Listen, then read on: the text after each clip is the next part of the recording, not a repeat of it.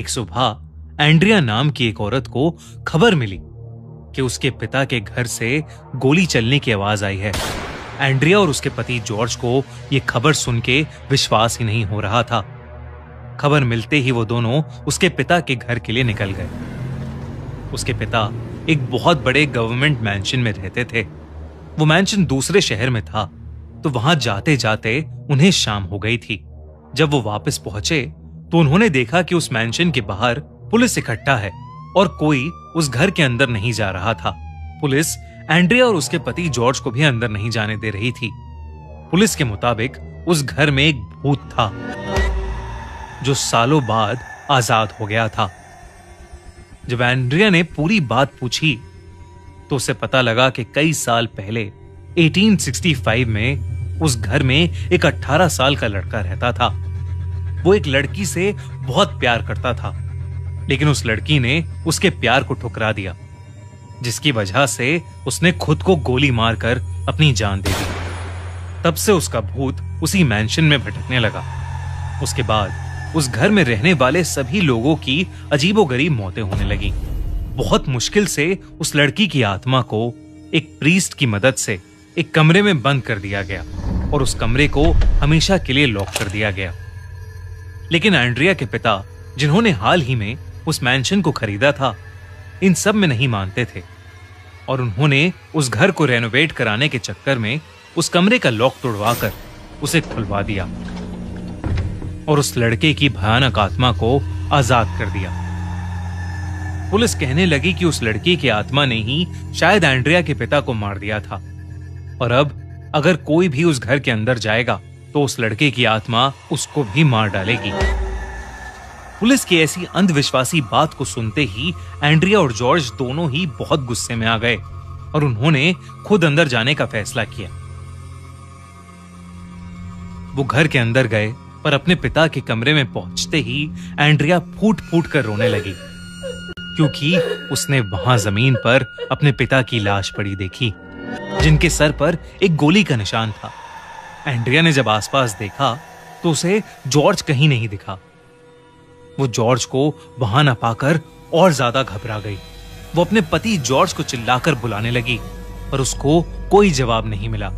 उस समय एंड्रिया को कुछ समझ नहीं आ रहा था कि वो क्या करे और वो डरी हुई वहीं खड़ी अपने पति को बुलाए जा रही थी कि तभी उसे एक अनजान इंसान की रोने की आवाज आई और फिर उसे अपने पति के रोने की आवाज आई।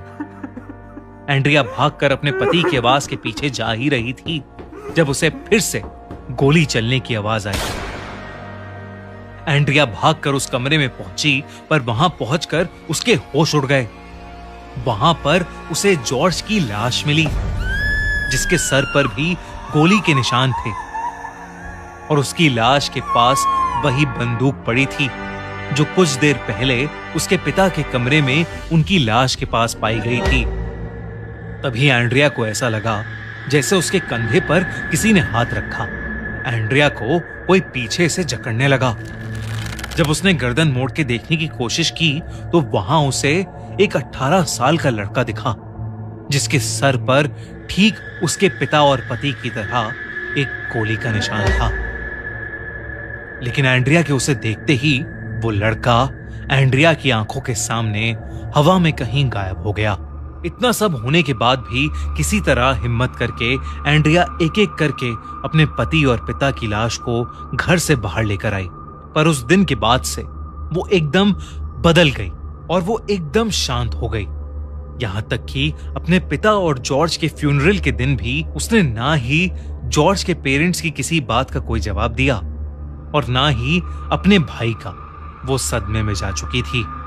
सब उसके लिए बहुत परेशान थे, पर किसी को भी नहीं पता था कि एंड्रिया खुद कितनी घबराई हुई थी, क्योंकि उसके पिता और पति की मौत के बाद से उसे हर जगह उसी 18 साल के लड़के की आत्मा दिखाई दे रही थी।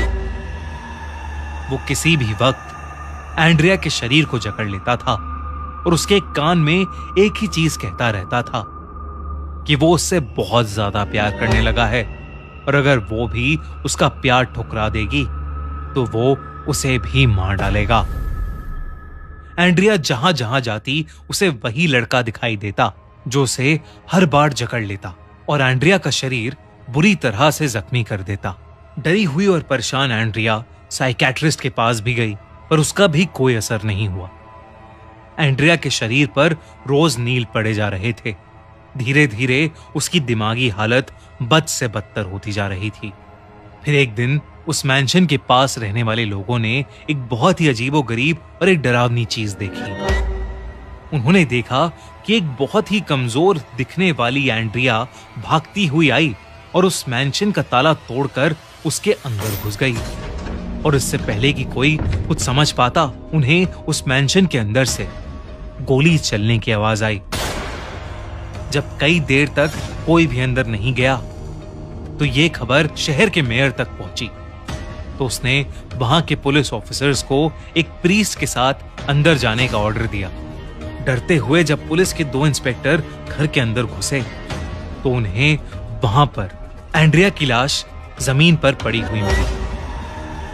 उसके सर पर भी गोली का निशान था और बगल में एक बंदूक पड़ी थी, जिसे देखकर उन्हें यकीन हो गया कि ये सब उसी 18 साल के लड़के की आत्मा का किया धरा है। इस इंसिडेंट के बाद उस मैंशन का एग्जॉर्सिज्म किया गया और फिर उस मैंशन को हमेशा हमेशा के लिए बंद कर दिया गया।